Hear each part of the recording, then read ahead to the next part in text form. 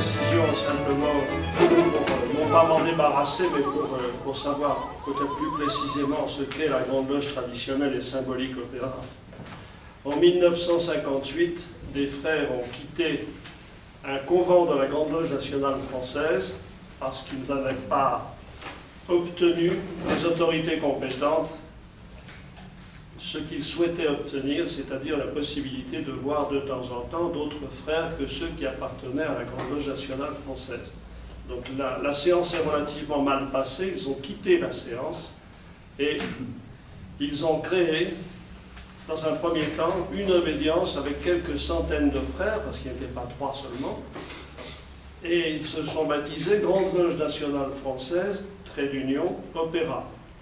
Alors naturellement, j'ai eu des questions parfois sur l'ésotérisme profond d'Opéra, puisqu'il y a un carré magique, comme vous le savez tous ici, probablement, de Satoru Arepo Opéra. Je fais remarquer tout simplement que les premiers bureaux de l'obédience se trouvaient 5 avenues de l'Opéra. Donc pour des raisons strictement éponymes, maintenant si ça peut vous faire beaucoup plus plaisir, c'est une anagramme magnifique d'apéro qui est une vertu maçonnique. Une vertu maçonnique essentielle. Pour les plus lascifs, ça fait aussi paréo. Alors là, c'est une image beaucoup plus séduisante, mais c'est différent. Plus sérieusement, jusqu'en 1982, nous avons gardé cette appellation. Et pour vous montrer qu'on prend toujours le temps de réfléchir, chez nous, en 1978, un frère a fait la proposition de s'appeler Grande Loge traditionnelle et symbolique Opéra, puisque Opéra était indissociable. Eh bien, on a attendu 82 pour officialiser. Proposition en 78 et en 82. Vous verrez, c'est un cas de figure en maçonnerie assez fréquent entre la proposition et la réalisation. Avec votre permission, maintenant, ces précisions étant données, donc actuellement, nous sommes presque 5000 frères.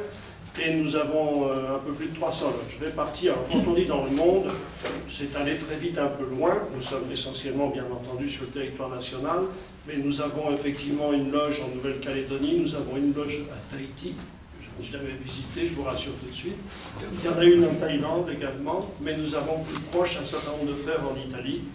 Et le rite écossais rectifié est majoritaire, représentant environ 65% de nos effectifs, mais nous sommes administrativement une fédération de loges qui travaillent à des rites différents et non pas une fédération de rites.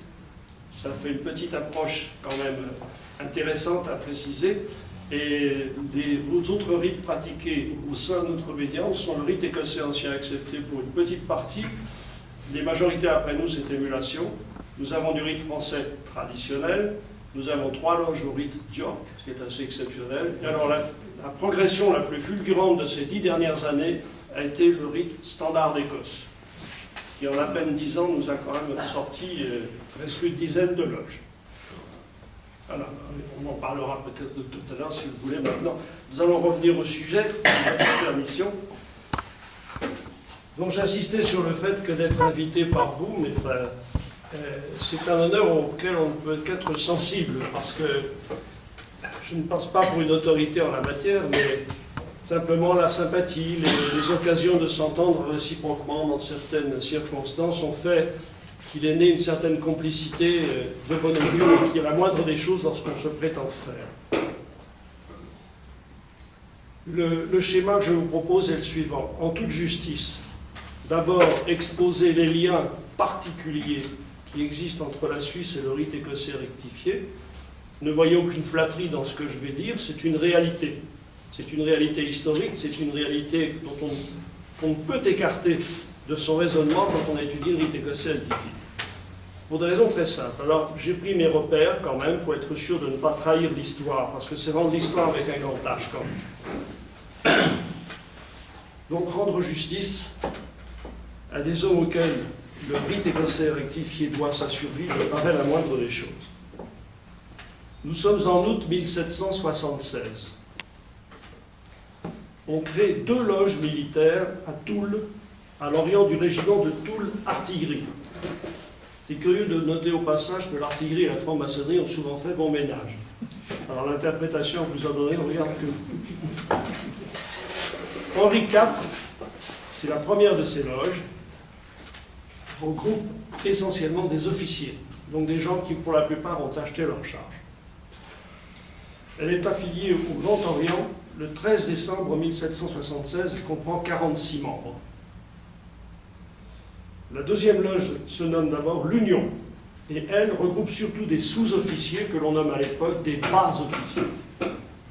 Elle est affiliée au Grand Orient le 15 mai 1777, mais elle doit adopter le titre distinctif de Sully. Elle ne s'appellera plus l'Union, elle s'appelle Sully. La précédente s'appelant Henri IV, une relative légitime défense, si vous voulez.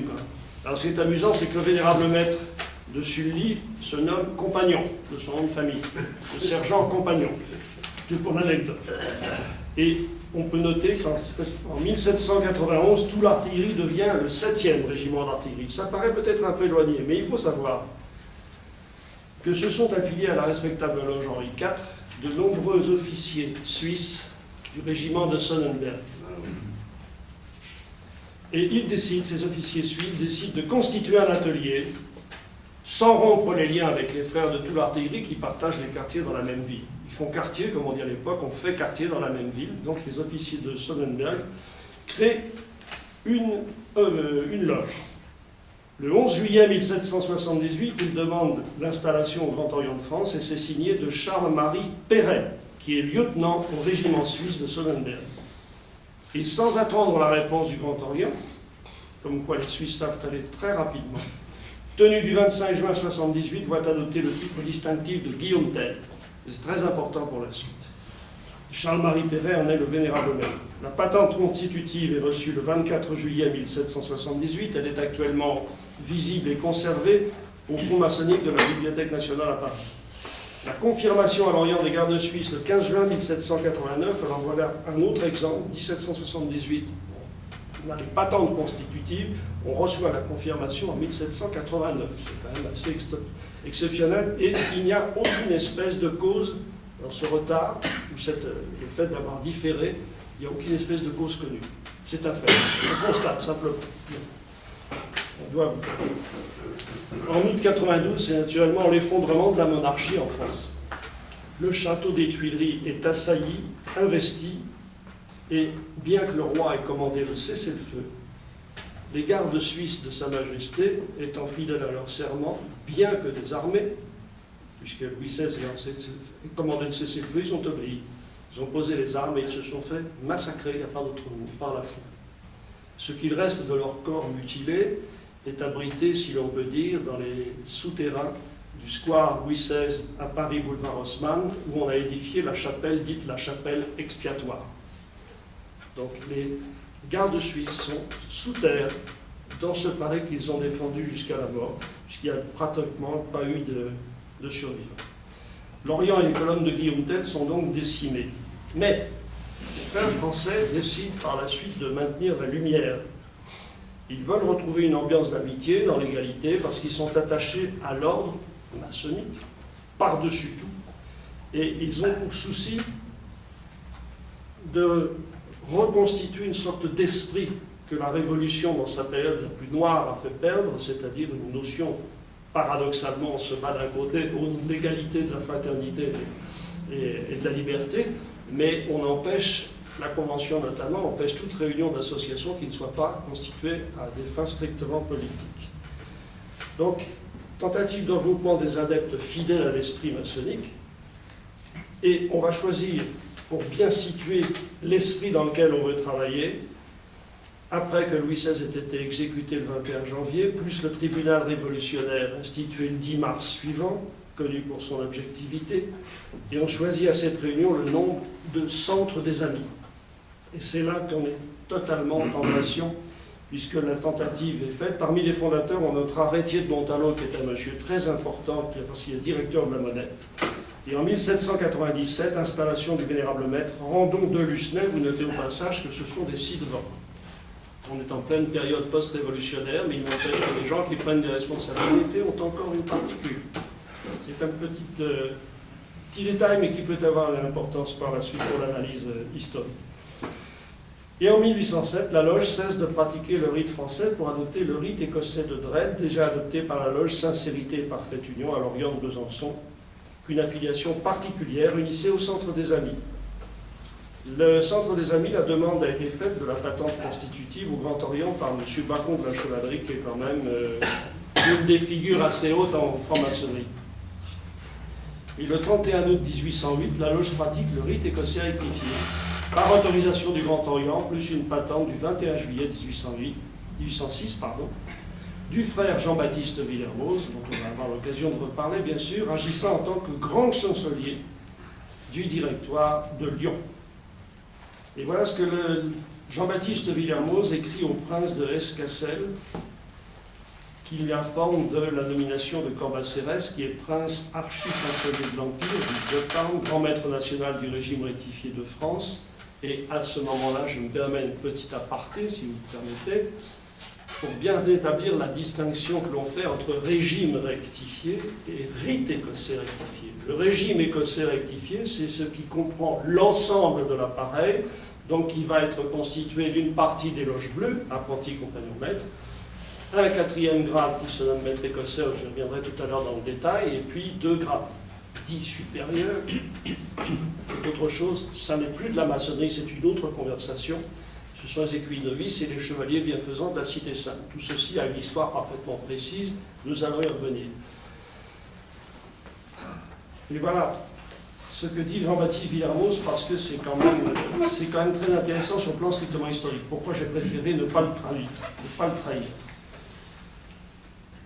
C'est une pépinière de l'ordre, il parle de la loge du Centre des Amis, qui, je vous dis, je rappelle, c'est une autre appellation de Guillaume Tell. C'est une pépinière de l'ordre qui nous a rendu de grands services. C'est par les soins de ses principaux membres qui furent députés auprès de moi à Lyon pour obtenir et copier des rituels. Entendez bien mes frères, pour obtenir et copier des rituels, instructions et documents de tous les grades du régime, que nous devons l'honneur et l'avantage inappréciable d'avoir maintenant un protecteur, un chef et un grand maître national du régime rectifié en France, en la personne du sérénissime frère Cambacérès, qui était depuis quelques années grand maître des loges du rite français, dirigé par le Grand Orient de France. Et c'est le 16 août 1809 qu'on annonce l'élection du prince Cambacérès à la dignité de grand maître. Il sera reçu le 15 janvier 1810 à la Saint-Jean d'hiver. Et à ce moment-là, quelque chose d'important aussi, c'est le traité d'alliance entre le Grand Orient de France et ses 3 directoires formant le corps du rectifié en France, Auvergne, Bourgogne, Septimanie. 1824, mort de Jean-Baptiste Villermoz, il meurt à 94 ans, ce qui est quand même tout à fait exceptionnel à son époque, à 1830.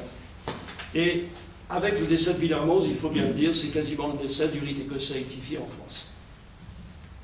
2 ans avant sa mort, en 1822, Jean-Baptiste Villermoz émet la volonté de brûler toutes ses archives, parce qu'il est assez désespéré. Le rite écossais, on n'en parle pratiquement plus. Il y a peut-être 2 loges en France et encore qui travaillent au rite écossais à cette époque-là. Donc il décide de brûler. Fort heureusement, Joseph-Antoine Pons, son mentor, refuse cette perspective et va transmettre ses archives au grand prieuré d'Helvétie. La boucle quasiment bouclée, puisqu'en grand prieuré d'Helvétie, on va tenter de maintenir le rite écossais rectifié vivant. On va y parvenir pendant quelques années encore avec 2 loges. Mais ça meurt de soi-même, si je peux dire. Et c'est à ce moment-là qu'en 1913, Édouard Ribeaucourt, Camille Savoie, Gustave Bastard et Noël Potier se font tous les 4 armés CBCS par le Grand Prieuré d'Helvétie en 1913. Ils reviennent au Grand Orient, et naturellement au Grand Orient, comme le pasteur Desmond a frappé depuis 1893 au fait d'interdire systématiquement la référence au grand architecte de l'univers, au nom de la liberté de conscience. Et ils savaient bien, Camille Savoie et Édouard Ribeaucourt, qu'ils allaient peut-être avoir quelques difficultés avec les prières d'ouverture et les prières de fermeture que l'on dit dans le cadre du rite d'apprenti, du rituel d'apprenti par exemple. Donc ils prennent quelques précautions, prennent la précaution d'allumer les flambeaux en disant que la sagesse préside à nos travaux, parce qu'ils se disent on va nous interdire la prière, et comme dans la prière on fait référence à la sagesse, la beauté, à la force, eh bien si jamais on ne peut pas dire la prière, au moins on pourra dire que la sagesse éclaire nos travaux, que la beauté les ordonne, que la force les achève. Ce qui fut fait.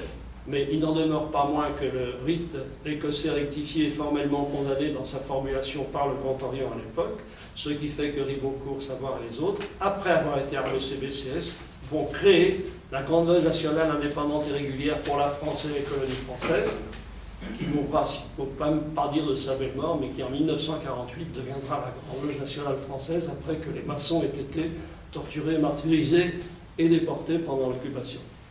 Ça a été quand même une période extrêmement difficile. Voilà le résumé très brièvement le lien tout à fait extraordinaire qui existe entre le rite écossais rectifié qui a survécu en France grâce aux soins éclairés du grand prieuré d'Helvétie. C'est des choses qu'on ne peut pas oublier, qu'on ne peut pas omettre, c'est de l'histoire, ce sont des faits. Je vous ai fait grâce de pas mal de noms, mais il y a beaucoup de noms très importants, notamment le frère Cartier de la Tente, qui a été quand même, pour la Suisse et dans le cadre de la maçonnerie, quelqu'un de très important. Ça, c'est voilà, la première partie. Naturellement, je répondrai très volontiers, si j'en suis capable, aux questions que vous poserez peut-être par la suite. Mais maintenant, nous allons venir dans la deuxième partie, alors un historique très très résumé du rite écossais rectifié. Le rite écossais rectifié, ce sont essentiellement des personnes, pas des personnages, des belles personnes dont on a fait par la suite, la légende prenant le pas sur l'histoire, parfois des personnages, et ça c'est parfois regrettable, c'est parfois justement observé. Mais d'abord, il y a le nom de Jean-Baptiste Villermoz. Alors ça, c'est vraiment une personne peu ordinaire. Il est mort à 94 ans, il est né en 1730, mort en 1824. En 1730, Jean-Baptiste Villermoz, à sa naissance, né dans une famille relativement aisée. Il prendra les affaires en tant que soyeux, un marchand de tissus, très habile. À 20 ans, il est initié, en 1750. Et entre 1750 et 1763, il possède environ une soixantaine de grades dans tous les systèmes maçonniques existants à l'époque, sur le territoire de France. Donc la maçonnerie ne lui est pas étrangère. Il possède beaucoup de grades. Et paradoxalement, ça ne le satisfait pas. Que dit Jean-Baptiste Villermoz? Il se confie, disant un jour, j'avais à peu près tous les grades possibles, et j'ai compris le premier mot essentiel de la maçonnerie après 18 ans. Pourquoi 18 ans? Parce que 1750 plus 18, ça fait 1768, et c'est en 1768 que Jean-Baptiste Villermoz fait la connaissance de M. Martinez de Pasquali. Alors voilà, là, on peut dire que le personnage prend largement le pas sur la personne. Parce que Martinez de Pasquali, on n'est pas d'abord très très sûr de la date de sa naissance, on est encore moins sûr de l'endroit où il est né. Par contre, on est certain qu'il est mort à Saint-Domingue. Mais pour la petite histoire, un ancien grand maître adjoint de la GLTSO qui avait fait un voyage à Saint-Domingue a demandé à voir la tombe de Martinez de Pasquali. On lui en a proposé 4 de suite. Disant chaque fois que c'était la bonne, naturellement. Il a été dépecé, le pauvre homme, enfin, pas. Mais en tout cas, c'est une figure exceptionnelle en son temps, mais qui correspond parfaitement à une sorte d'illumination passagère du siècle, puisque à cette époque, Martinez de Pasquali, on pense qu'il est d'une famille de marans, donc juifs convertis, mais qui garde quand même une culture profondément judaïque et qui se base sur certains aspects de cette culture judaïque pour l'adapter à d'autres structures. Il a écrit ce qui reste la Bible des gens qui se sont intéressés à Martinez, qui est le traité de la réintégration des êtres dans leurs vertus, leurs qualités, leurs fonctions premières. Alors c'est parfois écrit au pluriel, c'est parfois écrit au singulier. C'est au choix. Mais en tout état de cause, M. Martinez de Pasquali, qui a été militaire pendant 10 ans, a vécu quand même un petit peu de prébende par la suite, parce qu'il négociait son savoir en échange d'avances financières, et d'ailleurs il en est mort, le pauvre, puisque lorsqu'il est parti à Saint-Domingue, c'était pour toucher un héritage presque fictif. Il n'en est pas revenu, il est mort des fièvres sur place. En une quinzaine de jours, il a été emporté.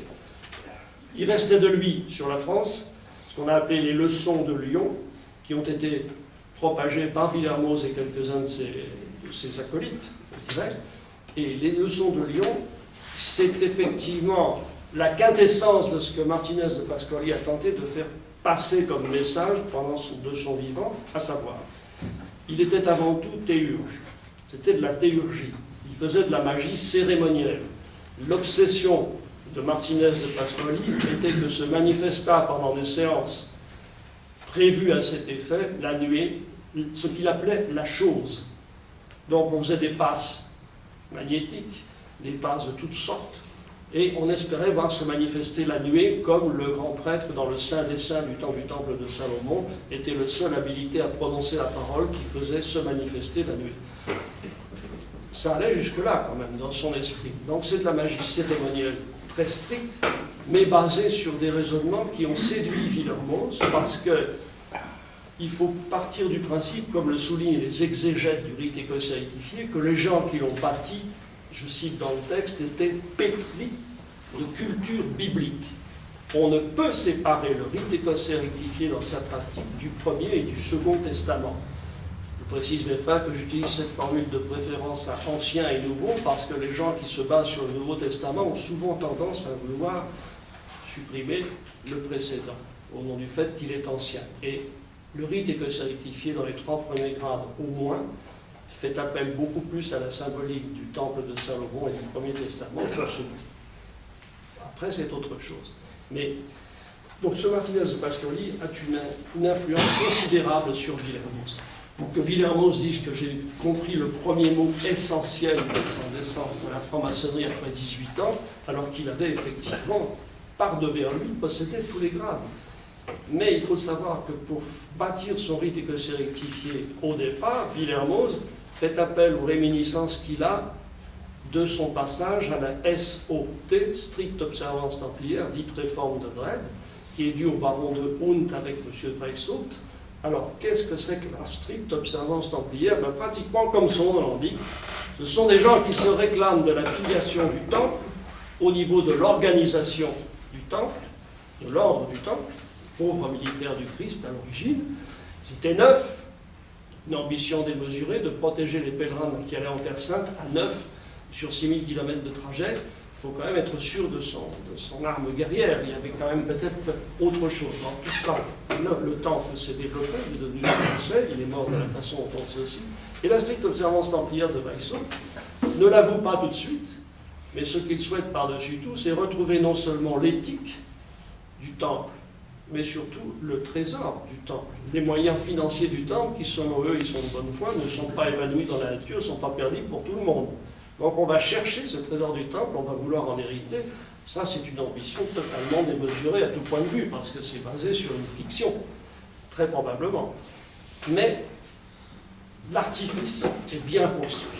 Et Wilermoos y est sensible, puisqu'il sera nommé chevalier dans le cadre de la stricte observance templière, et il va faire une sorte de mix, comme on dirait de nos jours, entre ce qu'il a hérité de la stricte observance templière, qui va mourir de sa belle mort, parce que Weishaupt mourant, tout le monde constatera que ses rêves étaient folies, que même si la raison dit que ça valait la peine d'y croire, c'est resté une folie malgré tout, et que ça n'aura pas de suite. Sauf que Wilermoos a quand même, par devers lui aussi, connaissance d'un ordre qui a été créé de toutes pièces par Martinez de Pascoli, qui se donne l'ordre des chevaliers maçons élus Cohen de l'univers, en toute simplicité. Alors, les chevaliers maçons élus Cohen, Cohen, ça signifie en hébreu prêtre. Donc il y a déguisé cette espèce de double aspect du moine chevalier que l'on présente sous d'autres oripeaux, qui vient se greffer par-dessus tout. Et de cela naîtra ultérieurement les chevaliers bienfaisants de la Cité Sainte, dont on dit dans les textes qu'ils sont chevaliers maçons bienfaisants de la Cité Sainte. Alors ça, nous sommes dans la symbolique, je reviendrai peut-être tout à l'heure, mais là, cette naissance du rite écossais rectifié, avec Martinez de Pascoli, il manque quelqu'un d'important. C'est Louis-Claude de Saint-Martin. Louis-Claude de Saint-Martin, qui lui aussi était artilleur. Mais Louis-Claude de Saint-Martin, alors c'est une autre catégorie. Il a été secrétaire de Martinez de Pascoli, parce que lui aussi est tombé sous le charme quand il rencontre Martinez de Pascoli. Il dit, voilà ce que je cherchais. Mais très vite, il va s'en écarter. Et il finira en dehors de la sphère. Et Louis-Claude de Saint-Martin dit le philosophe inconnu, qui était parfaitement connu de tous ceux qui lisaient ses livres, mais c'est quelqu'un qui, je dirais, qu'il applique à la lettre la parole du Christ lorsque Jésus dit « Si tu veux prier, enferme-toi dans le secret de ta chambre ». Louis-Claude de Saint-Martin, à sa mort, refusera la présence d'un prêtre, alors qu'il a écrit des choses qui ont inspiré Victor Hugo et Lamennais, dans des proportions qu'on ne peut même pas soupçonner. Son livre L'homme de désir, il a écrit beaucoup de choses et qui ont énormément influencé en son temps également. Villermoz a été influencé par les Claude de Saint-Martin. Alors, je crois qu'on peut rejoindre Robert Amadou lorsqu'il, pour clarifier les choses, dit ceci. Nous devrions appliquer le terme saint-martiniste pour ceux qui se réfèrent à Saint-Martin, martinésiste pour ceux qui se réfèrent à Martinez de Pascoli, et martiniste comme c'est employé à l'heure actuelle, on devrait l'utiliser que pour les gens qui se disent martinistes, mais qui ne savent en général, qui penchent pour l'un ou pour l'autre sans différer. Et à une époque, à la fin du 19e siècle, on appelait martinistes les gens qui faisaient du rite écossais rectifié. Alors c'était quand même regrouper tout cela d'une façon très arbitraire, et un petit peu dommage. Mais Louis-Claude de Saint-Martin, dans ses écrits, a quand même des recommandations qui n'ont pas perdu une ride par rapport à ce que nous pouvons vivre maintenant. Donc ce rite écossais rectifié qui va s'éteindre avec la fin de la Révolution, qui va s'éteindre avec Villermoz, va renaître par les soins du grand prieuré de Bessy qui l'aura maintenu, alors en apportant quelques modifications. Mais nous en parlions tout à l'heure avec un des frères ici présents. On est obligé d'aborder la question des versions différentes. J'anticipe un peu sur l'actualité du rite écossais rectifié. Mais le rite écossais rectifié, à l'heure actuelle, n'est pas pratiqué par chacun ou par tous de la même façon par rapport à des textes qui eux-mêmes diffèrent. Jean-Baptiste Villermoz a fait, au minimum, connu, 4 rédactions successives des 3 premiers grades. Il a mis 19 ans, à partir du moment où le rite écossais rectifié a été reconnu au convent de Wilhelmsbad en 1782, il a mis 19 ans à partir de 1782 pour rédiger le 4e grade. Au préalable, ce qui fait que le rite écossais rectifié a ce particularisme extraordinaire d'être un bâtiment qu'on a commencé à bâtir par le toit. Le toit était prêt. Il avait rédigé 2 classes secrètes, les professes et grands-professes. Il avait rédigé les chevaliers bienfaisants de la Cité Sainte. Il avait rédigé les écrits novices. Mais ce qui précédait n'était pas encore fait. Donc ça, c'est assez paradoxal, mais c'est un fait historique également. Alors, les versions successives font que, plus tard, on peut très bien, si on crée quelque chose au rite écossais rectifié, on peut décider que la bonne version, c'est celle de 1782, convent de Wilhelmsbad, pour 1808 par la suite, qui aurait fait également... Enfin, il y a 4 versions. Donc, de bonne foi, on peut très bien choisir l'une ou l'autre, les différences sont assez peu sensibles. Mais mes frères, je veux insister à ce moment-là sur le fait de la traduction ou de l'interprétation. Je ne trahis aucun secret. Quand on reçoit un rite écossais rectifié au grade d'apprenti à impétrant, il a les yeux bandés, il est agenouillé, il a la main posée sur la Bible, et le vénérable maître lui demande, monsieur, car il n'est pas encore frère, vous avez actuellement la main posée sur l'évangile de Jean ouverte au prologue, le croyez-vous? Alors en général, la réponse c'est oui. Pourquoi le croyez-vous? Parce que vous me le dites, parce que j'ai confiance. C'est la réponse. Alors, petite parenthèse pour vous détendre une minute, je vous garantis que ce que je vous dis est absolument authentique, ça s'est passé à Grenoble. Monsieur, vous avez actuellement la main sur l'évangile de Jean, ouverte au prologue. Le croyez-vous? Un petit blanc et le gars dit, oui, je le crois. Pourquoi le croyez-vous? Parce que je suis imprimeur et je peux vous dire que c'est du papier Bible. Les voies du Seigneur sont impénétrables. Mais ça n'en fait pas moins un bon maçon par la suite. Mais ce que je veux dire beaucoup plus sérieusement, et là, écoutez bien parce que c'est important. Le convent de Wilhelmsbad a été pour Villermoz une victoire à la socialiste, à 1% près. Il n'est pas passé loin l'absence du rite écossais rectifié à dire. Il a été majoritaire à très peu de points. Mais quelqu'un a beaucoup influencé sur la naissance sans que ce soit plus officiel. C'est Joseph de Maistre, qui en tant que franc-maçon avait reçu de la part du duc de Brunswick, pour préparer le convent de 1782, ce qu'on appelle les questions à l'étude des loges. Et ce qu'écrit Joseph de Maistre à ce moment-là, c'est monumental, parce qu'il ne rate rien. Et en plus, on sait que le duc de Brunswick n'a jamais lu cette lettre. D'autres l'ont lu à sa place, qui s'en sont servis, plan argumentaire, pendant les séances du convent. Ça devait quand même une quinzaine de jours. Hein. Oui, c'était 35 ou 60 dans le meilleur des cas. Et alors, Joseph de Maistre dit ceci. parlant de l'impétrant précisément. Voici un jeune homme en grand danger, à qui vous allez demander devant ses frères, ses futurs frères réunis, monsieur, vous avez actuellement la main sur l'évangile de Jean, écoutez bien mes frères, y croyez-vous? Imaginez la distance qu'il y a entre le « y croyez-vous » du XVIIIe siècle et le « croyez-vous » contemporain. Parce que si jamais l'impétrant à l'époque dit « moi, y croire jamais de la vie », il ne passe pas en deuxième semaine. Hein. Y croyez-vous? Alors, ce que souligne Joseph de Maistre, dit voilà quelqu'un qui va peut-être nous trahir, qui va peut-être vous dire que oui, il y croit, puis en fait, il n'y croit pas. Donc alors là, on tombe dans la suspicion extraordinaire. Et Joseph de Maistre est extrêmement saignant par moments, lorsqu'il parle de la noblesse en disant, toujours dans le cadre de sa lettre, la noblesse ne s'épanouit qu'au grand air. Écoutez bien, qu'est-ce qu'un chevalier fait aux chandelles au fond d'un appartement dont la dignité s'évapore dès qu'il en est sorti? C'est direct comme langage. Et là, il a la mémoire un peu courte, notre, si j'ose dire, Père Joseph. Parce que sa particule de Maistre, il ne la tient que depuis une seule génération, celle de son propre père, qui a été anobli pour avoir écrit un traité de droit royal qui fait encore autorité, paraît-il, en tant que modèle quand on fait des études de droit. Donc sa particule est très récente et il vient donner des leçons de noblesse. Mais il a quand même là-dedans des choses qui sont en étroite relation avec tout l'historique du rite écossais rectifié, notamment sur la légende des supérieurs inconnus. Ah, les supérieurs inconnus. Ça court encore les courants de nos jours. Les supérieurs inconnus, on peut reconnaître parfois en Bretagne, je vois ça déclenche des petits sourires dans la salle. Donc, c'est vrai, il y a parfois des bretelles bizarres, il y a des choses. Alors, Joseph de Maistre écrit ceci. Avons-nous des maîtres? Point d'interrogation. Non, monseigneur. La raison est simple mais définitive, c'est que nous ne les connaissons pas. Et il ajoute, et si nous les avions rencontrés, peut-être pas convenus, auquel cas nous nous en serions séparés. Voilà comme quoi le bon sens peut avoir aussi droit de citer, mais ce que dira Joseph de Maistre de plus magistral dans tout cela, dans toute cette lettre, c'est de rappeler la chose suivante, c'est librement que nous sommes entrés dans l'ordre, on y connaît d'autres relations que celles des volontés, ce que nous avons promis en entrant, nous devons le tenir. Là se portent nos obligations. Ce que nous avons promis en entrant, nous devons le tenir.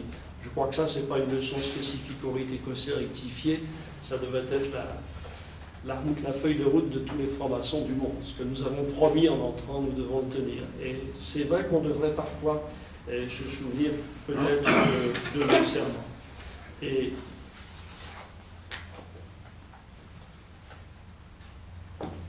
la distance entre la traduction. Alors, je vais amener un petit exemple qui est très particulier et que je vous propose d'extrapoler par la suite, mais voilà. Alors ça, c'est du concret. Hein.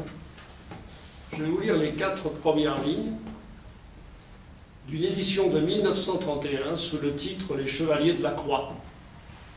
C'est un livre de Sienkiewicz. Traduction de Maurice Skalski, donc on se dit probablement polonais. Donc l'auteur étant polonais, il écrit ceci. Ça commence le roman, première ligne. À Tignietz, TZ, à l'hôtellerie au Bison Cruel, appartenant à l'abbaye, plusieurs hommes assis autour d'une table écoutaient le récit d'un noble chevalier, vieux routier de la guerre, qui leur racontait ses aventures. Vous avez à peu près en mémoire ce que je viens de dire. Édition 1985, c'est-à-dire longtemps après, hein, on revient à tête 31. Sous le titre plus connu, Les Chevaliers Teutoniques, voilà que devient Atimiec, NIEC. Avant c'était ETZ, avec un Y. En l'hôtellerie de l'Auroch Terrible. Avant c'était le Bison Cruel. Dépendance de l'abbaye, quelques personnages assis autour d'un vieux routier écoutaient le récit de ses aventures de guerre et de voyage.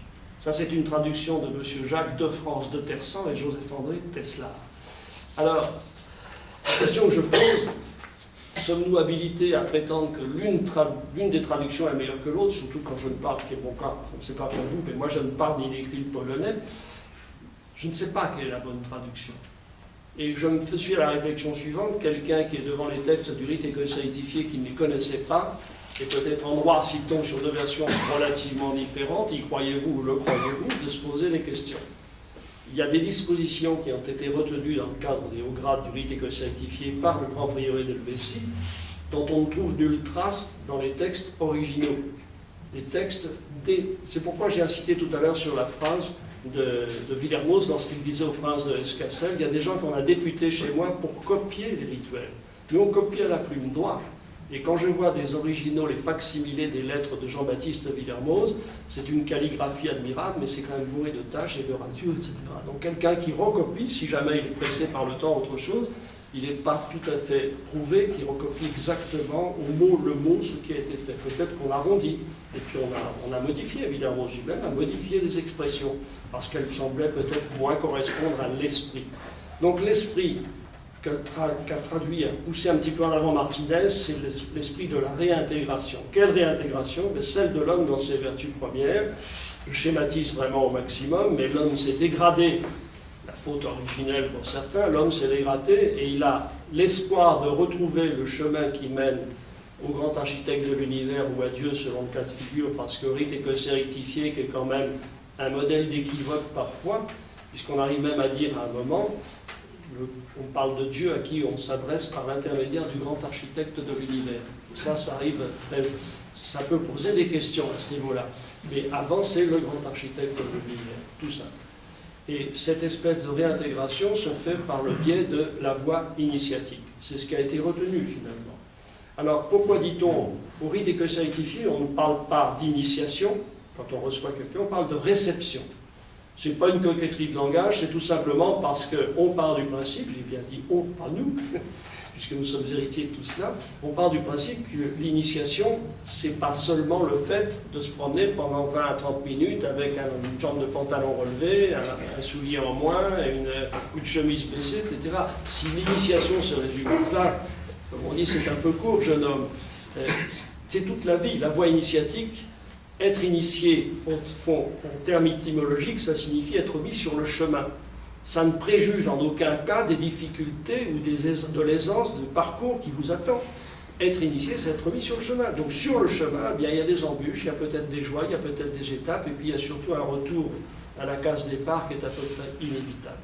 Inévitable. Pourquoi le rite écossais rectifié parle des 3 premiers grades symboliques? Plus un 4e, qui est celui de maître écossais. Le symbole en est un X, puisque c'est une référence à saint André, qui était disciple de saint Jean-Baptiste, qui a suivi le Christ par la suite. Donc il est la liaison entre l'ancienne loi et la loi nouvelle. Bien que Jésus ait martelé sur tous les sens qu'il n'était pas venu abolir la loi, mais il est venu pour l'accomplir. Donc c'est paradoxalement le devoir que va s'imposer le rite écossais rectifié, de faire d'un être pris parmi tous les autres hommes, quelqu'un non pas d'exceptionnel, mais susceptible de s'accomplir au bout de son chemin, ou pendant son chemin, sait-on jamais. Puisqu'il y a quand on consacre une loge au rite écossais rectifié, une nouvelle loge, on va la consacrer. On fait appel à une symbolique très simple, c'est celle de Jacob, qui, dans le désert, a des milliers de pierres autour de lui, il en prend une, il va loin d'huile, et il en fera sa pierre de chevet. Il a fait la pierre, cette pierre de fête qu'on avait rejetée. Eh bien, c'est un peu comme l'homme qui veut nous rejoindre en franc-maçonnerie, qui est parmi toutes ces pierres un homme parmi tous les autres hommes, et comme disait Sartre, un homme qui vaut tous les autres hommes et que vaut n'importe qui. On va en faire quelqu'un non pas d'exceptionnel, mais on va en faire quelqu'un susceptible de revenir sur ce qu'il est pour tenter de discerner ce qu'il est susceptible de devenir par les soins du rite, par les soins de ses frères, ce qui est fantastique, et je ne pense pas très honnêtement que ce soit spécifique au rite écossais rectifié. Mais il arrive un stade, lorsqu'on est dans la voie initiatique, où, imaginons que je vienne m'asseoir maintenant, que nous soyons en tenue, vous êtes sur les colonnes du Nord et du Midi, je vais passer là, je vais venir jusqu'ici. Je vous assure, mes frères, qu'il arrive un stade où, lorsqu'on est dans cette situation, on a l'impression d'être entre 2 jeux de miroir. Vous savez, quand j'étais tout petit, mes grands-parents habitaient un immeuble parisien où il y avait exceptionnellement 2 miroirs. Alors quand j'étais tout petit, moi j'étais fasciné de voir 1 million de Jean-Marc à droite, 1 million de Jean-Marc à gauche. Je ne savais pas qu'on était si nombreux. Peut-être l'esprit allait rejoindre les corps par la suite, j'en sais rien. Mais ça, c'est un peu ce qui me fait image lorsque je passe entre mes frères, puisque ce stade magnifique de l'initiation, lorsqu'elle est bien saisie, c'est d'arriver à être sous le regard de ses frères, dans le même temps, l'œil dont ce regard est issu. C'est-à-dire qu'il y a à ce moment-là pas vraiment de différence autre que celle d'avoir une monture de lunettes différente, une taille différente, une corpulence différente. Qu'est-ce que ça peut bien faire? C'est pas le but, mais c'est peut-être l'un des moyens de se reconnaître en l'autre. Le jeu du miroir en rite écossais rectifié n'arrive qu'au 2e grade. Au rite écossais ainsi accepté, il est dès la réception. Nous, on attend le 2e. Mais je peux vous certifier, mes frères, et vous tous qui travaillez probablement en rite écossais rectifié, il y a une chose qui est quand même essentielle, c'est le tapis de loge dès le 1er grade. Je certifie que le tapis de loge raconte une histoire vécue qu'il vous reste à vivre.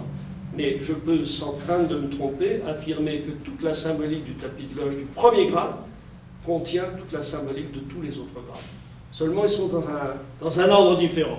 Lorsque nous venons au monde, tous autant que nous sommes, nous avons par définition, à notre portée, nous disposons de l'ensemble des sens. Nous ne savons pas. Mais nous avons en nous le toucher, l'odorat, la sensibilité, l'ouïe, etc. Nous avons les sens. On va les dissocier pour apprendre à s'en servir. Eh bien, le tapis de loge est dans le même état, il vous donne tout un bagage dans un alphabet qui est totalement en désordre, qu'il convient par la suite de réassembler pour en faire quelque chose de cohérent. Mais cohérent dans le temps, dans l'étalement des choses. Puisque, et là je fais, non pas une parenthèse, mais j'insiste sur un point. Je dis souvent aux apprentis, mes frères, là on tombe dans la catégorie esprit du RER, et je dis souvent à mes frères apprentis, il y a 2 choses que vous devez refuser, obstinément. La première de ces choses, et peut-être la plus grave, c'est que lorsqu'un apprenti pose une question et que le maître lui dit « T'es trop jeune, tu verras plus tard ». Alors ça, c'est totalement inadmissible. Je crois que le maître en qui on peut avoir confiance, c'est celui qui dit à son interlocuteur « Là, mon petit gars, tu m'as posé une colle, on se revoit dans 15 jours ou dans un mois, selon le cas de figure, je vais travailler, si j'ai trouvé la réponse, je te la donnerai. » Celui-là, on peut avoir confiance. Et la deuxième chose à refuser, c'est, mes frères, vous la connaissez autant que moi. Nous sommes d'éternels apprentis. Ben voyons.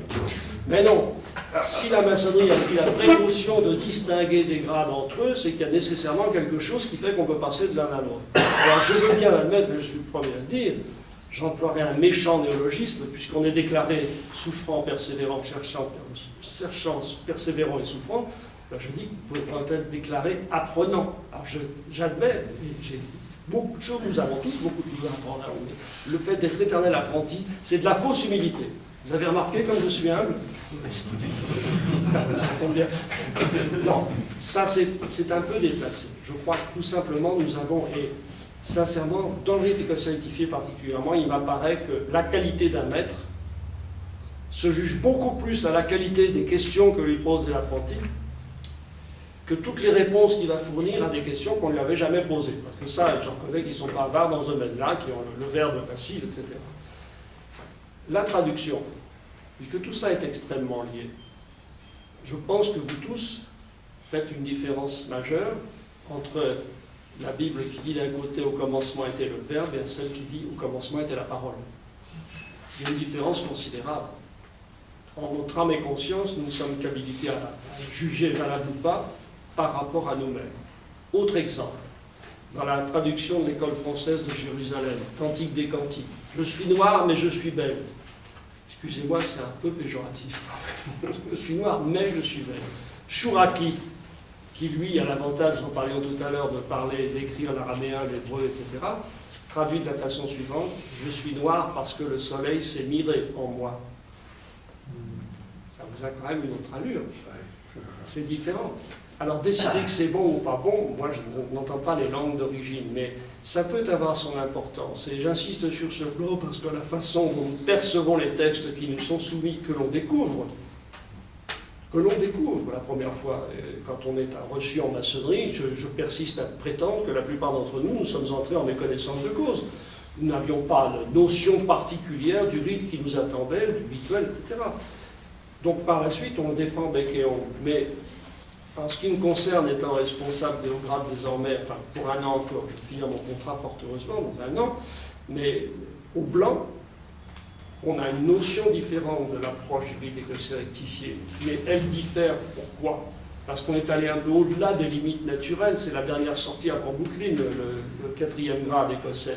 C'est aussi équivoque qu'en Angleterre, quand en Angleterre définit de la façon suivante, la Grande Loge d'Angleterre dit qu'on comprend 3 grades, apprenti, compagnon et maître, y compris l'arche royale. Ils comprennent qui pourra. Donc c'est 3 grades qui en font 4, c'est comme les mousquetaires, quoi. De ration. Et le grade, le 4e grade du rite écossais rectifié, fait appel, une fois de plus, à un tablier et un cordon. Donc on est toujours en maçonnerie. Ensuite, l'investition va différer. C'est une autre conversation, on passe dans une autre sphère. Ça ne veut pas dire que c'est une sphère supérieure. On n'acquiert pas une supériorité, sinon sur soi-même, pour être capable de dire qu'on s'est trompé quelque part et qu'on fait appel à d'autres entités. On affirme le côté chrétien. Alors, à ce stade-là, je crois qu'il est absolument indispensable. Si quelqu'un est équipé en photocopie, je vous le laisserai volontiers. Mais ça, c'est Villermoz qui l'écrit en 1782. La vraie tendance, j'apprécierais au passage l'actualité du terme, tendance. Actuellement, on est tendance ou on n'est pas tendance. Et bien Villermoz dit la vraie tendance du rite écossais rectifié est et doit demeurer une ardente aspiration des hommes spiritualistes à l'élévation de la cité d'eux-mêmes. Et surtout, dégager de tout dogmatisme et de toute liaison avec une église, quelle qu'elle soit. Voilà le christianisme dans le plus pur esprit qui a remplacé dans certains, voilà un exemple encore d'évolution du langage au sein du rituel qui autrefois vantait la sainte religion chrétienne, qui a été remplacée dans certaines phrases par le plus pur esprit du christianisme. Le plus pur esprit du christianisme, c'est celui qui fait appel à la période qui précède le concile de Nicée, avant que toute forme de hiérarchie ecclésiale soit définie par l'Église à venir. Donc c'est le christianisme à l'état pur, c'est la parole du Christ, c'est la personne du Christ. Je n'aime pas beaucoup le terme christique parce que je trouve que c'est un méchant néologisme, c'est même pas dans le dictionnaire, mais enfin, si c'est par rapport à la personne du Christ, ça c'est tout à fait recevable. Mais vous entendrez mes frères, je suppose, vous l'avez déjà remarqué, que dans les textes d'origine, on fait une dissertation sur le plus pur esprit du christianisme en ajoutant « Voilà pourquoi nous ne pouvons admettre dans nos rangs ni les juifs ni les mahométans ». On ne parle pas des musulmans, on parle des mahométans. Qu'est-ce que des mahométans au XVIIIe siècle? On est dans la turquerie de Molière. C'est une caricature, on imagine des turbans, des tissus d'or, etc. Enfin, on a une espèce de caricature permanente. Mais pourquoi on dit les juifs? Parce que nous sommes en 1782. En 1782, les Juifs en France n'ont aucun statut social. Ça n'existe pas.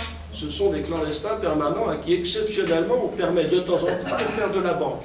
D'où la légende qui venait, ils ne savent rien faire d'autre. Non, c'est pas qu'ils ne savent rien faire d'autre, c'est qu'on ne les laisse pas faire quoi que ce soit d'autre.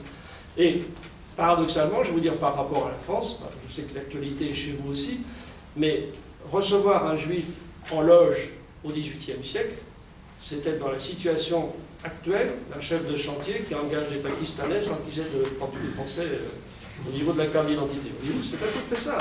Parce que mes frères, au XVIIIe siècle, à Paris en tout cas, l'ennemi numéro un, c'est la légende qui est née autour des francs-maçons, mais elle est née par rapport au rapport de police de M. Hérault, par exemple, lieutenant de police, l'affaire de la demoiselle Carton, puisqu'on soupçonne les francs-maçons. Depuis la stricte observance templière, on a associé, un petit peu à tort, mais indiscutablement ils existaient aussi, les illuminés de Bavière. Et les illuminés de Bavière qui ont donné quelques-uns de leurs membres à les sauter, c'était des gens ouvertement, mais très ouvertement anti-monarchiques, qui ne visaient qu'une seule chose, c'était d'abattre des rois quels qu'ils soient, au nom d'une certaine liberté. C'était des libertaires avant la lettre. Alors, ils n'ont pas duré longtemps parce que environ 5-6 ans, pas plus. On les a, non pas massacrés, mais enfin on les a empêchés de sévir, en gros. Mais ils ont laissé quelques traces. Et ils ont laissé quelques traces au point qu'en France, quand on a commencé à recevoir des frimaçons, comme on disait à l'époque, on se méfiait terriblement d'eux. D'où un certain nombre de phrases que j'appelle de précaution dans nos rituels. Par exemple, quand on fait une santé aux frères absents, etc. Et quand on donne l'épée à l'impétrant, je vous rends votre épée, ne vous en servez que pour défendre votre patrie et le roi et votre souverain. Ça aussi, ça a évolué. On ne peut plus dire, alors qu'on pourrait presque le dire d'ailleurs. Mais enfin, ça c'est autre chose. C'est une autre parenthèse. Mais voilà. Alors, quand on nous demande également, pourquoi l'épée? Ça paraît quand même un tout petit peu démodé, mais c'est précisément par rapport à la tradition. Ça va, je suis dans les temps? Presque, oui. Je pense pour avoir encore un moment pour discuter. Alors j'arrête.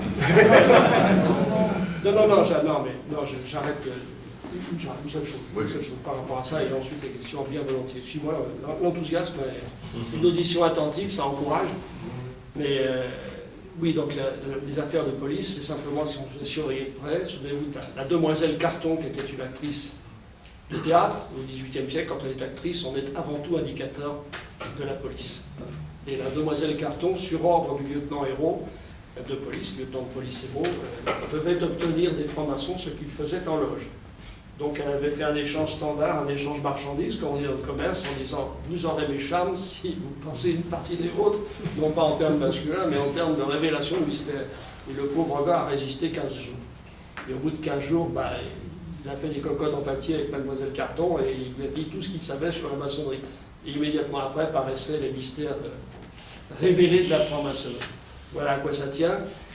Et si tu permets, je conclue là-dessus et puis après on passe aux questions.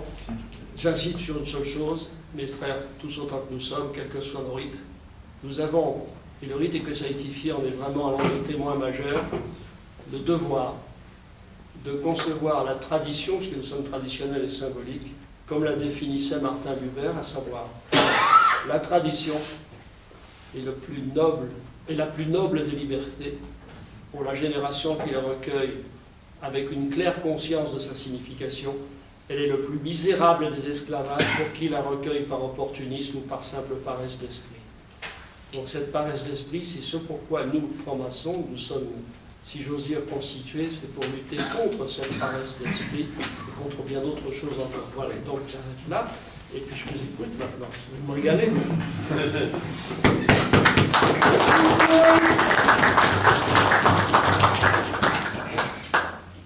Alors, j'ai senti que nous tous ont été fascinés par ton exposé et j'aimerais pas faire mes propres remarques en ce moment, mais donner la parole à qui aimerait poser des questions sur ce que nous avons entendu ou ce qu'il a noté avant de venir pour savoir davantage sur le rite ou le régime écossais rectifié. À qui puis-je donner la parole? En principe, pas qu'il la demande. Alors moi, j'ai une petite question à poser à notre orateur. Je voudrais savoir si tu pourrais me préciser quel a été le rôle joué par un frère maçon dans le RER, bien sûr. Je crois que c'était, je ne suis pas sûr que ce soit à la fin du XVIIIe siècle, mais c'était le frère de Turckheim. Oui, bien sûr. Alors, rôle essentiel. Jean de Turckheim, j'ai dit très rapidement tout à l'heure, les co-auteurs du rite écossais rectifié avec Jean-Baptiste Villermoz, paradoxalement, presque tous se prénomment Jean. Jean Paganucci, Jean Péris-Duluc, Jean de Turckheim, et puis il y a l'exception Rodolphe Sassmann. Et il y a Jean Braun aussi. Jean Braun. Tous ces gens-là ont gravité. Joachim Martin, de toute façon. Oui, Joachim Martin. Oui, non, mais là on parle des... Non, mais j'entends dans l'origine, il y a aussi un plan quelque part. Absolument. Oui, absolument. Tout à fait. Non, judicieux, la remarque. Et puis tu sais, l'orthographe de Martinez varie même. Et Pasquale aussi. On s'est étonné. Mais Jean de Turckheim, effectivement, c'est quelqu'un d'extrêmement important, qui a une descendance connue, puisque Charlotte de Turckheim est son arrière-petite-nièce. Elle a une sœur Chantal de Turckheim qui n'ont pas sévi, mais qui œuvre au sein de la Grande Loge féminine de France, et qui m'a montré un jour très fier dans le creux de sa main le bijou de chevalier de son grand-oncle. C'était une merveille, très impressionnant. Mais bonne remarque, parce qu'effectivement, autant pour moi si je l'ai... Non, non, pas du tout. Ils n'ont pas sauté. J'ai plus de questions à poser. Sinon, oui, je peux dire aussi que finalement tu parlais de la réhabilitation des Juifs à la Révolution française, au moment de la Révolution française. Elle a été simultanée avec la réhabilitation des réformés par initiative du roi. Donc le roi n'a pas fait de bêtises, loin de là même. Ah non, il a quand même fait la révocation de l'île de Nantes. Non, je ne parle pas de celui-là. Moi non plus. Mais il avait une lourde hérédité. Ça reste quand même des plus grosses bêtises, et je suis poli. J'ai dû le corps parce que l'on est entre gens éduqués, mais la révocation de l'île de Nantes, c'est quand même pas la signature de l'intelligence. Ça vous arrange ça? Là, si, je suis sans prévoir. J'espère bien. Autre question? Michel Jacquard, je suis le webmaster du GR1.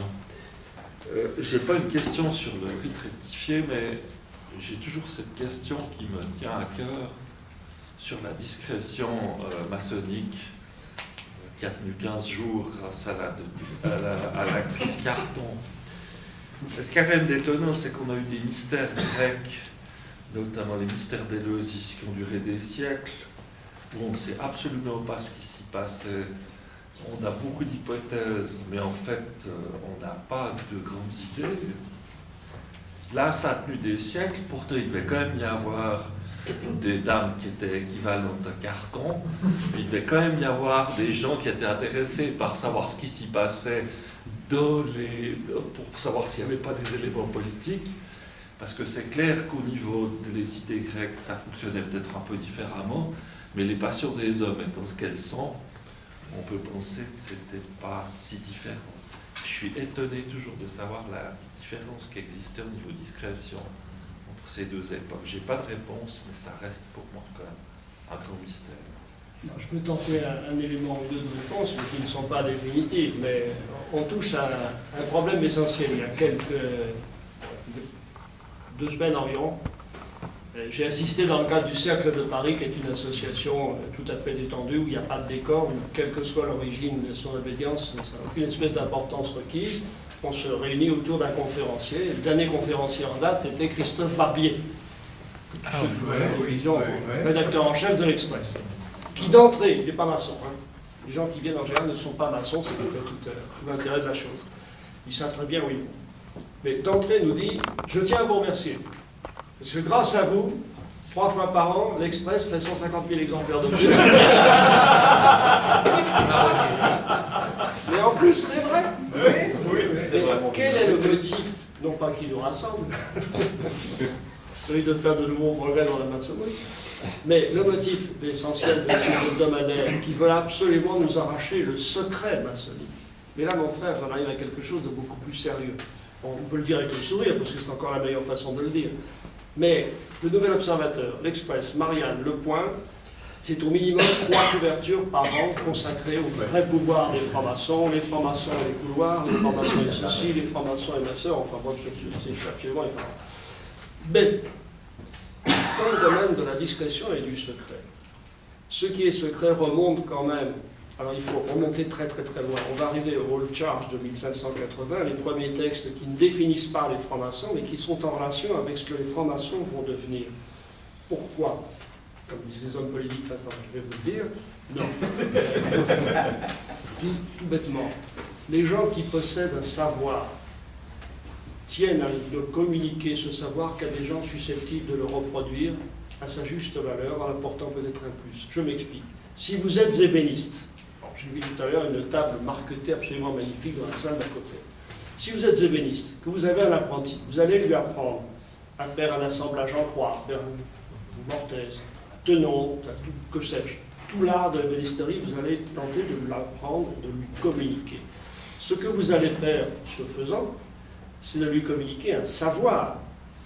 L'émotion que vous avez ressentie la première fois que vous avez réussi cet ouvrage, vous ne pouvez pas la transmettre par définition, elle est incommunicable. Le secret maçonnique qu'on veut nous arracher à tout prix, on ne réussira jamais à le mettre à jour, puisque c'est cette émotion intime que vous avez ressentie le jour de votre réception, de votre initiation sous votre figure. Ce que vous avez ressenti, vous ne pouvez pas le communiquer. Si, ce qu'on appelle la connaissance, en gros, je dirais que le savoir, c'est la faculté de transmettre, la connaissance, c'est la faculté de recevoir. D'être mis en état pour recevoir quelque chose qui échappe au langage, qui échappe aux mathématiques, qui échappe à la définition. Ça se nomme la foi. Si j'en juge par saint Paul, la foi, c'est la garantie des choses que l'on ne voit pas, que l'on espère, et l'assurance de celles que l'on ne voit pas. La garantie des choses que l'on espère. De cette foi que nous avons ancrée en nous-mêmes, chacun à notre échelon, si la connaissance était transmissible, Bernadette de Lourdes aurait laissé un ouvrage intitulé « La Vierge pour les nuls », par exemple, comme ça. Ou, je suppose que le Padre Pio aurait dit « Vous voulez les stigmates, je vais vous expliquer comment il faut faire ». Ça ne tient pas debout, c'est une aberration. Ces choses-là nous échappent totalement. C'est autre chose. La connaissance, c'est la foi que ces gens-là vont transmettre. Saint Jean de la Croix, lorsqu'il écrit « Je meurs de ne pas mourir, je meurs de ne mourir pas », selon la traduction poétique, il n'incite personne à se suicider. dit simplement que pour lui, l'au-delà de la mort est une bénédiction parce qu'il veut aller beaucoup plus loin. Les mystiques, c'est la relation directe avec le grand architecte de l'univers. Nous avons la précaution de nous adresser à quelques intermédiaires. Bon, ça c'est autre chose. Mais le secret maçonnique, s'il a survécu par le biais de la discrétion, c'est précisément pour réserver, mais on tombe dans un travers que vous touchez du doigt peut-être sans l'avoir voulu, mais le travers, nous en parlions tout à l'heure, c'est d'exiger, quand des loges maçonniques sont malades, c'est parce qu'elles sont malades d'une absence de recrutement. Parce que précisément, on a exagéré la notion de secret. Et quand on ne recrute pas, on meurt. On meurt parce que quand des vieux maîtres sont ensemble, que voulez-vous qu'ils se racontent quand ils ont fait le tour de la pierre brute, de la pierre polie, de la pierre taillée, etc. Ils n'ont plus grand-chose à se dire, alors on se retrouve aux agaves, ça marche très bien. Au XVIIIe siècle, la tenue c'est 20 minutes, c'est 4 heures de banquet. Donc on a peut-être quand même relativement modéré les choses, c'est vrai. Mais historiquement, le secret est très très loin. Quand Grimaud de la Reinerie, qui était un farceur monumental, organisait, c'est lui qui a inventé l'almanach des gourmets. Donc il est l'inventeur très lointain du guide Michelin, du guide du routard, de tout ce que vous voulez. C'était un escroc monumental, un farceur, mais qui, lorsqu'il organisait des banquets de 150 personnes, il donnait 60 000 livres, tous les restes, il les distribuait aux pauvres du quartier. Il était franc-maçon. Et il avait les doigts palmés.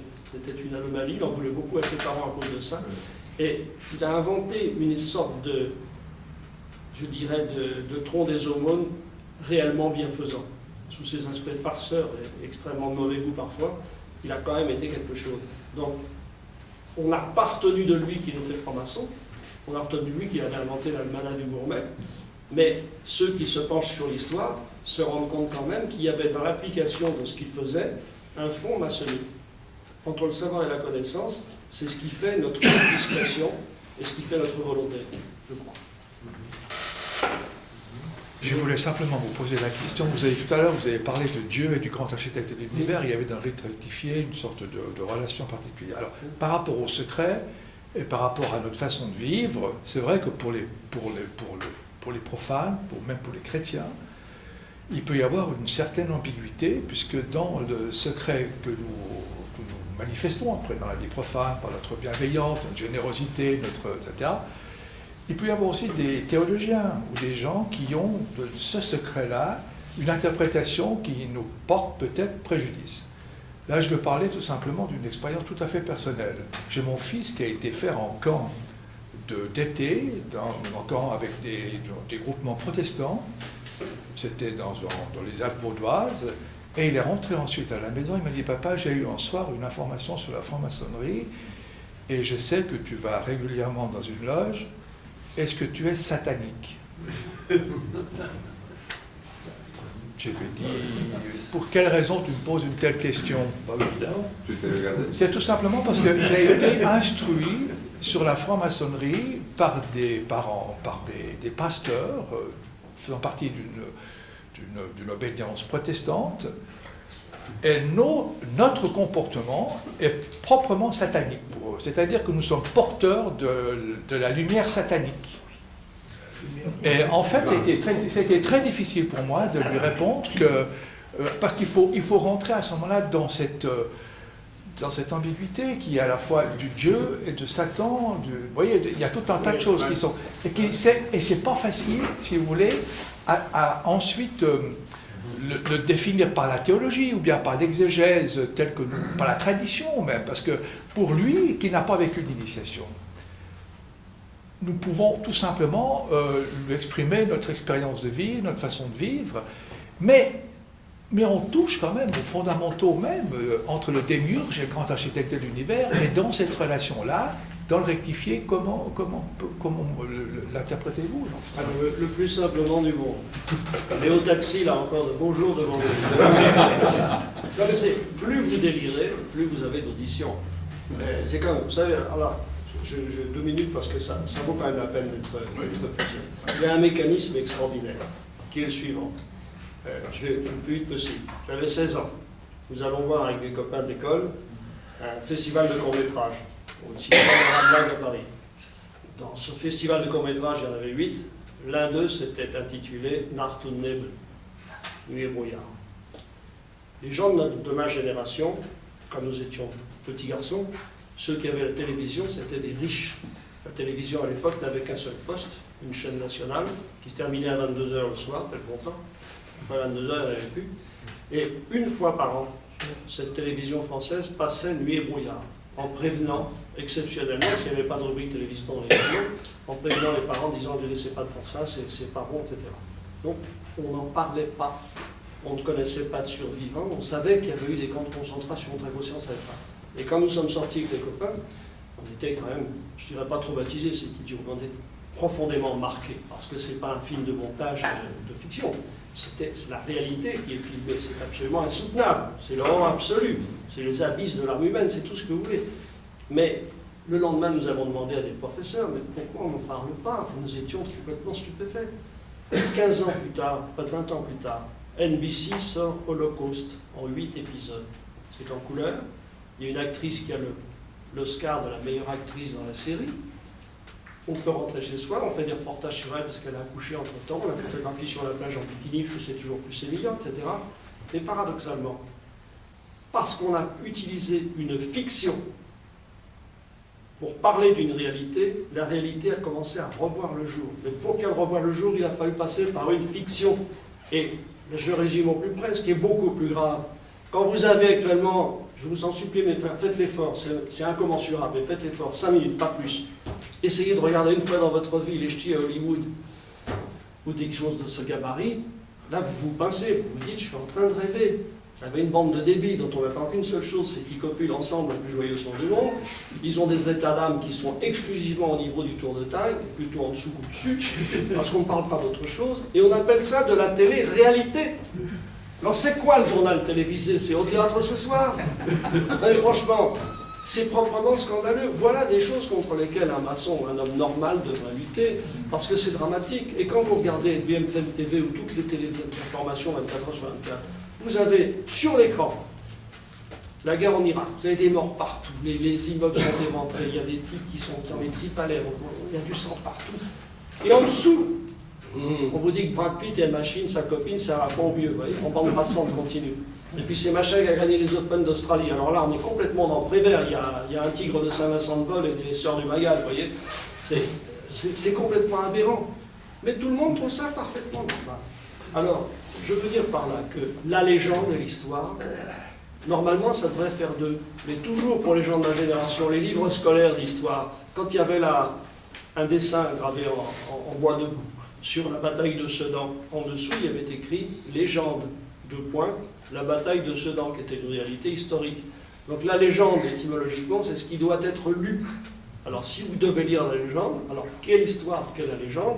Et quand Léo Taxi écrit sans rire que pendant les tenues maçonniques, le diable vient déguisé en crocodile pour jouer du piano, André Breton, il est enfoncé là, vous voyez, il n'existe même plus. Mais c'est extraordinaire. Et ça, je parle d'André Breton, c'est pas... Je pense que j'ai là, je ne voudrais pas le traduire, mais ça dit bien, ça répond en partie à votre question. Non, il faut dire à votre fils, enfin, je crois, c'est pas un conseil, je ne me permettrai pas, mais une suggestion. Il faut parler des choses de la réalité. Déjà, il est parfaitement capable que la notion de Dieu est variable selon celui qui la reçoit ou celui qui l'interprète. Dieu n'est pas forcément assez d'anthropomorphisme, on n'a pas forcément un monsieur à barbe blanche avec des grands cheveux, etc. Ça peut être une énergie, ça peut être quelque chose, par définition, il est indéfinissable. Donc, on peut parfaitement avoir, mais il faut lutter de plein pied en disant ça ne m'étonne pas, parce que moi j'ai entendu dire, je vous jure, j'ai entendu dire que nous faisions brûler des bébés, que nous nous oignions la peau avec la graisse des bébés brûlés. Non mais, plus vous en rajoutez, plus ça passe. Et c'est pour ça que je dis que ces émissions de télé-réalité sont un danger pour le mental de ceux qui la regardent. Mais qui est le plus coupable? Celui qui propose ou celui qui regarde? Encore une question, s'il te plaît. Merci pour cette présentation que je trouve remarquable. Quand on parle du RER et des origines du RER, on se trouve devant un héritage maçonnique complexe qui est celui des Illuminés. Je ne parle même pas du complot aujourd'hui, mais c'est vrai que l'héritage des Lumières est plus facile à assumer pour les francs-maçons que l'héritage des Illuminés.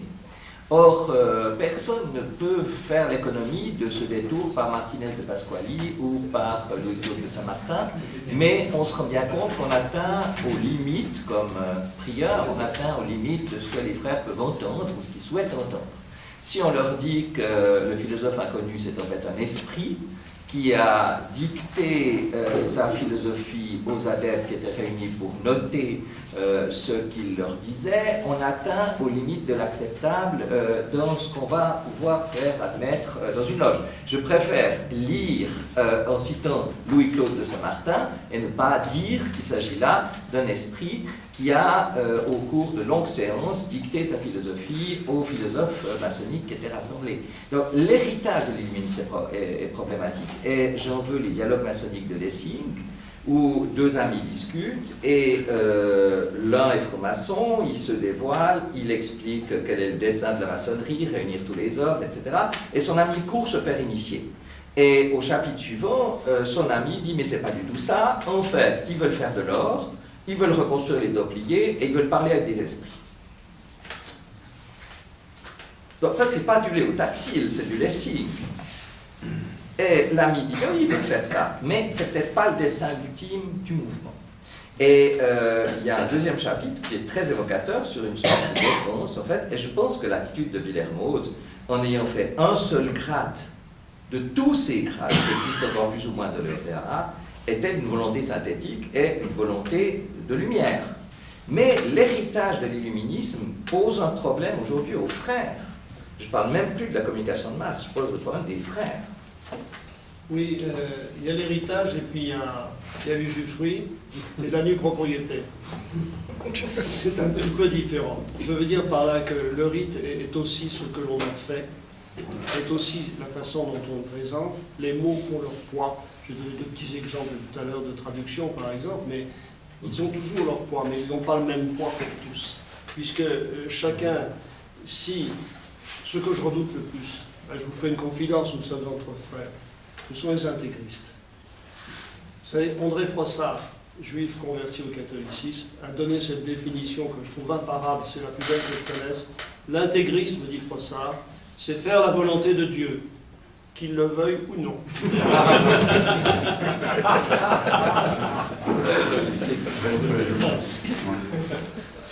Mais c'est ça, parce que des intégristes du RER, j'en connais, comme je connais des intégristes du R2A, des intégristes d'émulation, etc. C'est légitime. C'est légitime. Je pense que nous devons être convaincus que notre rite, non pas n'est le plus beau, mais qui nous convient le mieux. Quand on dit dans un prétendre, nous souhaitons, on ne va pas juger qu'il est intelligent, qu'il est sot, qu'il est bon. Ce que nous souhaitons, c'est qu'il soit bien parmi nous. Pour qu'il soit bien parmi nous, il ne faut pas lui cacher trop de choses. Il faut bien lui dire que la franc-maçonnerie, ce n'est pas un lieu où tout le monde est beau, idem que gentil. Il y a des difficultés.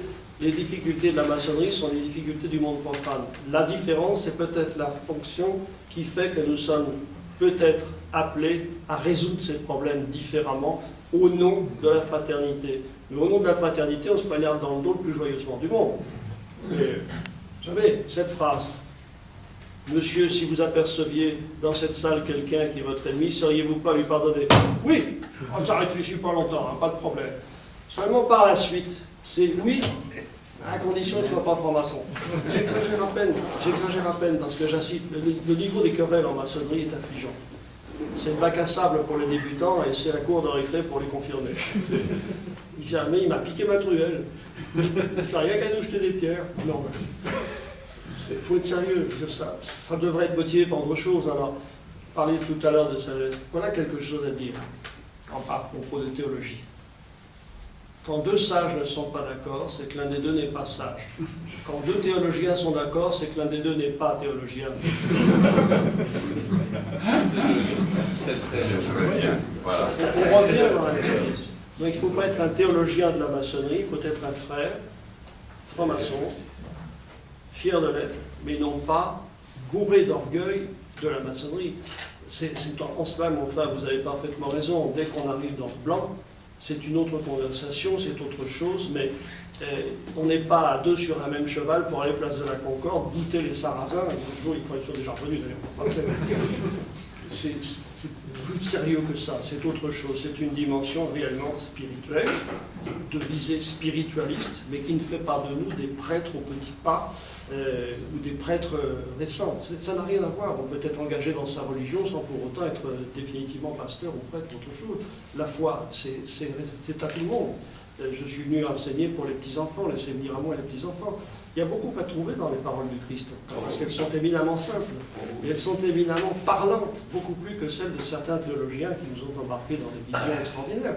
Mais il y a indiscutablement, vous avez raison, l'illuminisme, très honnêtement, c'est pas un gros héritage. En revanche, par le biais de Martinez, des références kabbalistiques, il y en a quelques-unes. Mais forte récompense à qui comprendra en première lecture le traité de la réintégration des êtres.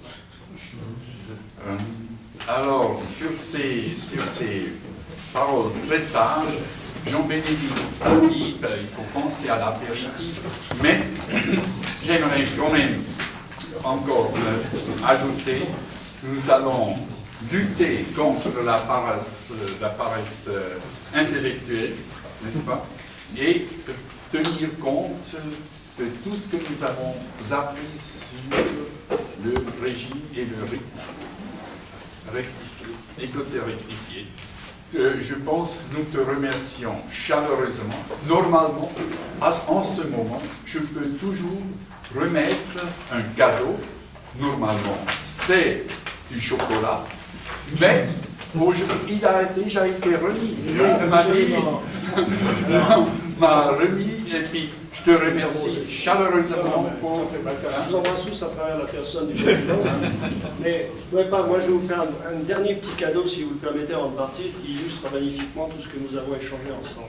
Je vous parlais d'André Breton tout à l'heure. Alors comme je ne peux pas le trahir, je le crois encore en mémoire, mais quand même, il viendra un jour, André Breton a écrit ça dans les années 30, il viendra un jour où les images remplaceront l'homme, et celui-ci n'aura plus besoin d'être, mais de regarder. Nous ne serons plus des vivants, mais des voyants. En 1930. C'est aussi prémonitoire que René Guénon avec le signe des temps, dans rien de la quantité.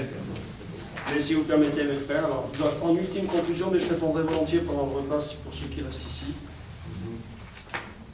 J'aime à le citer parce que vraiment il le mérite. Notre petit camarade de combat moral, Dante Alighieri, qui dans le paradis écrit: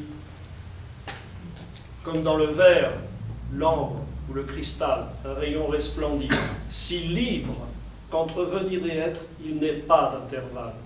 Bien mes frères maçons, ce que je souhaite le plus sincèrement du monde, c'est que comme dans le verre, l'ambre ou le cristal, un rayon resplendisse, si libre qu'entre venir et être, il n'y ait plus d'intervalle.